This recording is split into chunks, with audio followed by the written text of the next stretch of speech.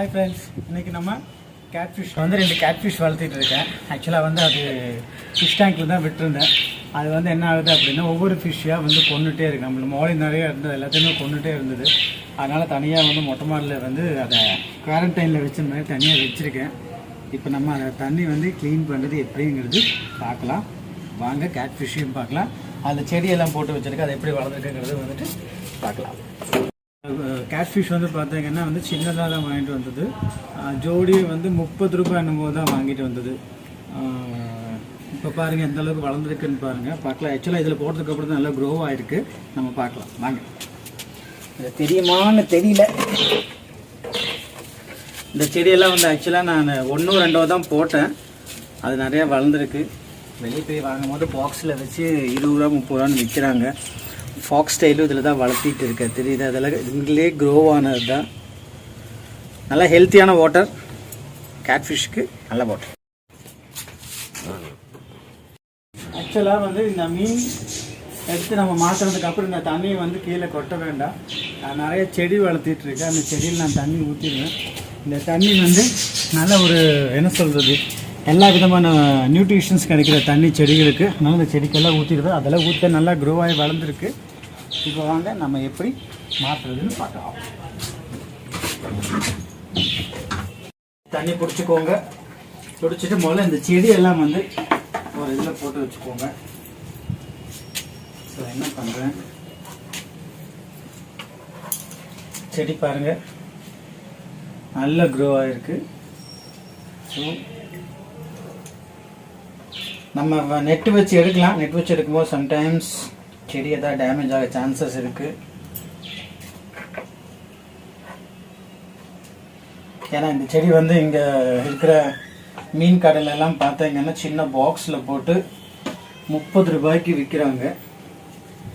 நமக்கு இப்படி க்ரோ பண்ணுறதுனால செடிக்கு செடியும் ஆச்சு, நம்ம க்ரோ பண்ண மாதிரியும் ஆச்சு. நெக்ஸ்ட் பார்த்தீங்கன்னா ஃபாக்ஸ் சைல். ஆக்சுவலாக 10 ரூபாய்க்கு தான் வாங்கினது. இதுக்குள்ளேயே போட்டு வச்சுருக்கேன். நிறையா வந்து நம்மளோட ஃபிஷ் டேங்க் இருக்குது பாருங்கள், அதில் பேபி ஃபிஷ் வளர்த்துறதுல, ஃபைட்டர் ஃப்ரைஸ் வளர்த்துறதுல எல்லாத்துலேயுமே போட்டு வச்சுருக்கேன். இந்த இங்கே பாருங்கள், தெரியும் உங்களுக்கு. நல்ல க்ரோவாக இருக்குது. 10 ரூபாய்க்கு வாங்கி மேபி ஒரு 150 வரைக்கும் லாபம் எடுத்துருப்பேன். ஏன்னா டேங்க்கில் வச்சதும் இதில் வச்சதெல்லாம் பார்த்தா அப்படி தான் இருக்குது. இங்கே பாருங்கள், தெரியுதா? ஆக்சுவலாக வந்து திருண்டு இருக்கும்போது தான் வாங்கினது. இப்போ எவ்வளோ பெருசு ஆயிருக்கு பாருங்க. ஐயோ ஓடிடுச்சு. இதான் தெரியுதுங்களா? பாருங்க, தெரியுதா? இது வந்து மீனுக்கு ஆப்போசிட்ல ஸ்விம் பண்ணிட்டு வந்து எந்த அளவுக்கு க்ரோ ஆயிருக்குன்னு பாருங்க. இது நெட்டில் பிடிச்சா இது என்ன பண்ணணும், ஆப்போசிட்ல மேலே ஏறி வரும், ஜம்ப் பண்ணும். கையில் வந்து சிக்கவே சிக்காது. நல்லா வலுவலுன்னு இருக்கும் பாருங்க. பிடிக்கவே முடியாது. மித்த மீனும் கூட பிடிச்சல, இதை பிடிக்கிறது ரொம்ப கஷ்டமாக இருக்குது. நல்லா ஸ்பாஞ்சியாக இருக்குது. நான் டேங்க்குக்கெல்லாம் சேஞ்ச் பண்ணிவிட்டு உங்களுக்கு ஃபைனல் வீடியோ காட்டுறேன். ஓகே, இந்த தண்ணியை அப்படியே செடிக்கு ஊற்ற போகிறேன்.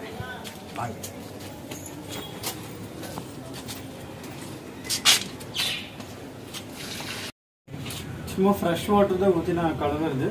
ஆஸ் யூஷுவல் நான் பல வீடியோவில் சொன்ன மாதிரி நீங்கள் சோப்போ இல்லை எதுவும் யூஸ் பண்ண வேண்டாம். ஆக்சுவலாக அது க்ரீனிஷாக இருக்கிறதுனால இனியும் வந்து ஃபிஷ்ஷு வந்து நல்லா க்ரோத்தாக இருக்குது, எல்லாம் நல்ல சான்சஸ் இருக்குது.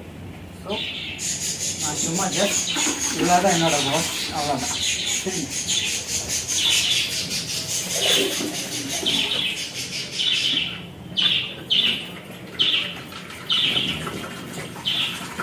ஓகேவா? க்ளீன் பண்ணியாச்சு. ஃபிஷ்ஷு பார்த்து போடுங்க. இது ஆக்சுவலாக வெளியில் குதிச்சிடும், சாகாது, பட் வெளியில் குதிச்சிடும். நல்லா கிளியராக தெரியும் பாருங்க. நல்ல கலர் அதுக்கு இருக்கு. இது வந்து ஆக்சுவலாக மீன் கடைக்காரங்களே சொன்னாங்க அவ்வளோ சீக்கிரம் சாகாதுங்க, ஒரு அடி 1.5 அடி வரைக்கும் வளரும் அப்படின்னு. இது பெருசானதுக்கு அப்புறம் தான் இதுக்குன்னு தனியாக நம்ம டேங்கோ அல்லது பேரலோ ஏதோ ஒன்று நம்ம ரெடி பண்ணி அதை வளர்த்த முடியும். நான் ஃபுல் செட்டப் முடிச்சுட்டு இப்போ ஸ்டோனு, அதுக்கப்புறம் இந்த பிளான்ட்டை மட்டும் லைட்டாக வாஷ் பண்ணிவிட்டு எடுத்து உள்ள போட்டுருவேன். ஏன் இந்த செடியை வந்து வாஷ் பண்ணுறேன் அப்படின்னா அது நிறைய அழுக்கு ஒட்டிகிட்டு இருக்கு. அதனால் வாஷ் பண்ணி போட்டோம் அப்படின்னா நம்ம ஓகே வாஷ் பண்ணியாச்சு, பிளான்ட் எல்லாம் அதில் போட்டாச்சு. இப்போ அதோட பிளேஸில் கொண்டு நல்ல மறைவான இடத்துல தான் வச்சுருக்கேன். ஏன் அப்படின்னா வெயில் ரொம்ப பட்டு தண்ணி சூடாகிடுச்சுன்னா மீன் அவ்வளோதான் பாயில் ஆகிடும். அதனால் இது எதுக்கு அப்படின்னா எந்த பேர்ட்ஸு இதை சாப்பிடாமல் இருக்கும், இது வெளியே குடிக்காமல் இருக்கும். அதனால் இப்படி கவர் பண்ணியாச்சு. இப்படி ஒரு கல் மெட்டல் டெய்லி மார்னிங் வந்து ஃபுட்டு மட்டும் போட்டு போயிடும். அவ்வளோ. நெக்ஸ்ட் வந்து பிளான்ஸ் எல்லாம் இருக்குது. அது நெக்ஸ்ட் வீடியோவில் ஒரு பிளான் கூட நம்ம பார்த்துக்கலாம். பா நீயும்